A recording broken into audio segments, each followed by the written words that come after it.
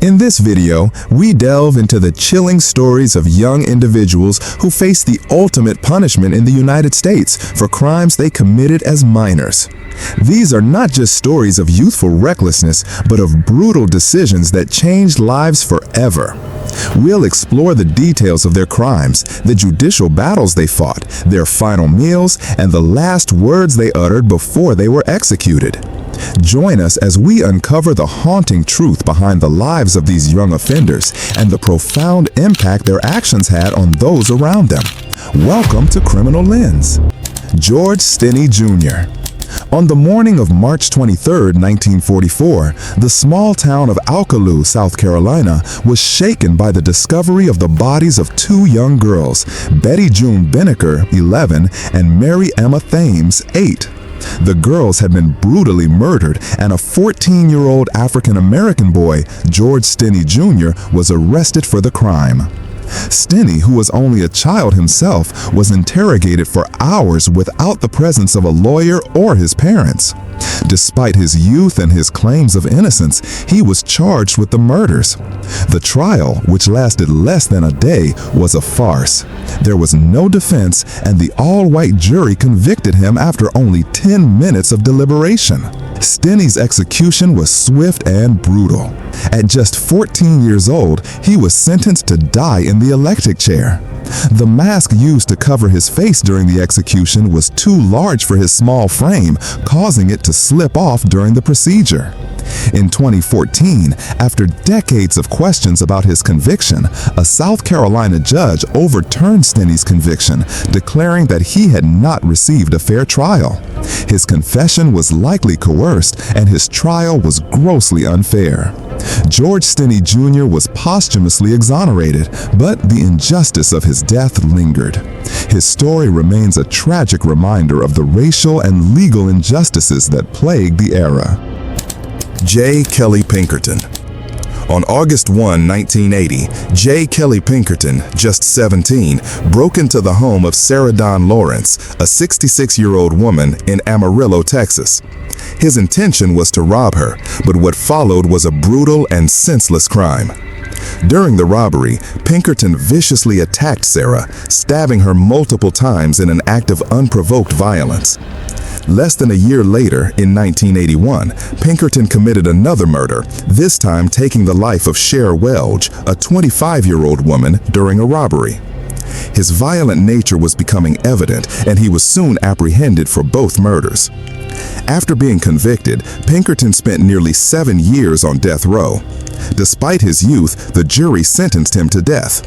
His case was filled with appeals, but all were denied. On May 15, 1986, Pinkerton was executed by lethal injection at the Walls Unit in Huntsville, Texas. On the eve of his execution, Pinkerton requested a simple last meal of 2 cheeseburgers, fries, onions, and a soda. When asked for his last words, he spoke briefly, telling his father to be strong for me, and expressed peace with his fate. Pinkerton's execution was a chilling reminder of how youth and brutality can intersect, leading to a tragic end for both the victim and the perpetrator. Despite his remorse, he could not undo the damage he had caused. Dalton Prejean. On July 2, 1977, 17-year-old Dalton Prejean and 3 friends were driving through Lafayette Parish, Louisiana, when they were pulled over by Officer Donald Cleveland for a traffic violation. What should have been a routine stop quickly escalated into a violent confrontation. Upset by a previous argument with his brother, Prejean pulled out a revolver and shot Officer Cleveland, killing him instantly. Prejean and his companions fled the scene but were arrested hours later. Despite a history of mental health issues and a low IQ, Prejean was convicted of first-degree murder, and the jury sentenced him to death. In 1990, after years of appeals, including one to the U.S. Supreme Court, his sentence was upheld. On the eve of his execution, Dalton Prejean was offered a final meal, a seafood platter, and orange soda. On May 18, 1990, he was executed in the electric chair at Louisiana State Penitentiary in Angola. When asked for his final words, Prejean's response was calm, even though the circumstances of his crime were brutal. "Nothing will be accomplished. I am at peace with myself. I would like to thank everyone who has supported me. My son will be a better person by not letting something like this ruin his life." His words, full of both remorse and acceptance, reflected the emotional complexity of his case. Dalton Prejean's execution marked the end of a tragic story where mental health issues and a moment of rage led to irreversible consequences. His case continues to provoke questions about justice, mental health, and youth accountability. Johnny Frank Garrett. Johnny Frank Garrett's crime shocked the community and left a lasting impression.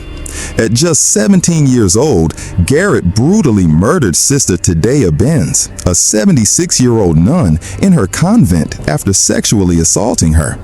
The crime occurred on Halloween night, a day that would forever be associated with this horrific act. Garrett, who had a troubled past, was quickly arrested and charged with murder. His defense team argued that Garrett suffered from multiple personality disorder due to the severe abuse he experienced during his childhood. Despite this, the jury convicted him, and he was sentenced to death in 1982. Throughout his years on death row, Garrett's case drew national attention. Pope John Paul II personally appealed for clemency, but the appeals were denied. On February 11, 1992, Garrett was executed by lethal injection at the Huntsville unit in Texas. Before his execution, Garrett was offered his last meal, which consisted of strawberry and chocolate ice cream. When asked for his final words, he defiantly replied, "I would like to thank my family for loving me and taking care of me. The rest of the world can kiss my ever-loving ass." Johnny Frank Garrett's last words highlighted the anger and defiance he felt towards the world. Yet the brutal nature of his crime left a lasting impact on both the victims' families and the justice system. His execution serves as a stark reminder of the harsh realities of juvenile crime and the complexities of mental health in criminal justice. Douglas Christopher Thomas. Douglas Christopher Thomas, just 17 years old, found himself in a dark spiral that would end in a shocking act of violence. On November 3, 1990, Thomas, fueled by frustration over his disapproving relationship with Jessica Wiseman's parents, took matters to an extreme.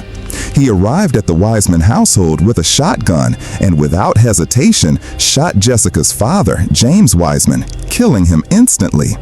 Jessica's mother, Kathy, was seriously injured, but she managed to survive by pretending to be dead. After the killings, Thomas fled the scene, and the details of the crime quickly unraveled. His girlfriend, Jessica, was found to have helped him gain access to the house. Though she was tried as a minor and given a relatively light sentence, Thomas received the death penalty. The trial was marred by media attention, but Thomas' fate seemed sealed. His last meal request was for fried chicken, but his final words would carry more weight. Although no official last words were recorded at the time, Thomas later expressed in an interview, "It overwhelms me that Jessica only got 7 years, while I'm 4 days away from paying the ultimate price for something we both participated in."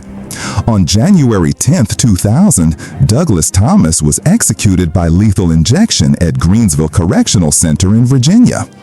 His execution raised debates about the justice system and whether the death penalty was a fair punishment for a juvenile offender, especially considering the emotional and psychological factors that led to his crime. Thomas's case brings into question the role of youth, circumstances, and punishment, leaving many to wonder if redemption could have been an option for someone so young. Ruben Montoya Cantu's story is one of the most tragic in the history of juvenile executions, not just because of the crime, but because of the possibility of innocence. In 1984, at the age of 17, Cantu and his friend David Garza were involved in a robbery at a home under construction in San Antonio, Texas. During the robbery, they killed Pedro Gomez and seriously injured Juan Moreno. However, Moreno initially did not identify Cantu as the shooter. Cantu was arrested and, despite inconsistencies in witness testimonies, was convicted of first-degree murder. There were questions about the fairness of his trial, particularly after the district attorney, Sam Millsap, admitted that he had doubts about Cantu's guilt in 1993. Despite these doubts, Cantu's conviction was upheld and he was sentenced to death. On August 24, 1993, Ruben Montoya Cantu was executed by lethal injection at the age of 26. He maintained his innocence until the very end, even though many believed that the justice system had failed him. One of the most haunting aspects of Cantu's case is the fact that years after his execution, the men who had originally testified against him recanted their statements, claiming that Cantu was not the real perpetrator. Despite the controversy surrounding his case, the damage had already been done, and Cantu's execution stands as a sobering reminder of the irreversible consequences of legal missteps. Napoleon Beasley. On October 28, 1994, 17-year-old Napoleon Beasley took part in a robbery that would end in the tragic death of 63-year-old businessman John Lux. Beasley and his accomplices planned to steal Lux's Mercedes-Benz, and when Lux arrived home, Beasley shot him. Beasley's accomplice, Cedric Coleman, testified against him in exchange for a lighter sentence, and Beasley was sentenced to death. Despite appeals, including arguments that Beasley had shown signs of rehabilitation, all were denied. The case sparked public debate, with many questioning the fairness of sentencing someone so young to death. Beasley's execution came after years of legal battles, and he was put to death by lethal injection on May 28, 2002. Before his execution, Beasley did not request a special final meal. When asked for his last words, he said, "The act I committed to put me here was not just heinous, it was senseless. But the person that committed that act is no longer here. I am. I'm sorry for what's happening here tonight, not just for me, but for what's happening to me." Napoleon Beasley's execution raised important questions about the justice system's treatment of juvenile offenders, particularly those who show signs of reform after years of incarceration. His case serves as a stark reminder of the irreversible nature of the death penalty. On March 5, 1986, 16-year-old Sean Sellers committed a horrific double murder, killing his mother, Vonda Bellotto, and his stepfather, Lee Bellotto, in their Oklahoma City home. Sellers, wearing only his underwear to avoid bloodstains on his clothes, sought to divert suspicion by staging the crime scene to appear as if it was a burglary gone wrong. His actions, cold and calculated, shocked the community. Sellers' defense claimed that he was involved in satanic practices and was possessed by a demon named Ezerate at the time of the murders. Despite these claims, the jury convicted him of first-degree murder and he was sentenced to death. In prison, Sellers underwent a conversion to Christianity, giving rise to further debates about the possibility of rehabilitation. On February 4, 1999, after years of appeals and controversy surrounding his case, Sean Sellers was executed by lethal injection at the Oklahoma State Penitentiary. Before his execution, he requested Chinese food as his last meal, including spring rolls, sweet and sour shrimp, and fried shrimp. In his last words, Sellers spoke directly to his family. "All of you who hate me right now and are here waiting to watch me die, when you wake up in the morning, you won't feel any different. You'll hate me just as much as you did tonight, but nothing will change. Turn to God and He will heal you. I love you all." Sellers' case continues to be a point of contention, highlighting the intersection of youth, mental health, religion, and the death penalty. His story serves as a tragic example of how psychological turmoil and poor decision-making can lead to devastating consequences. As we reflect on these tragic stories, it's important to remember the consequences of youthful decisions, the complexities of justice, and the lasting impact on both victims and offenders.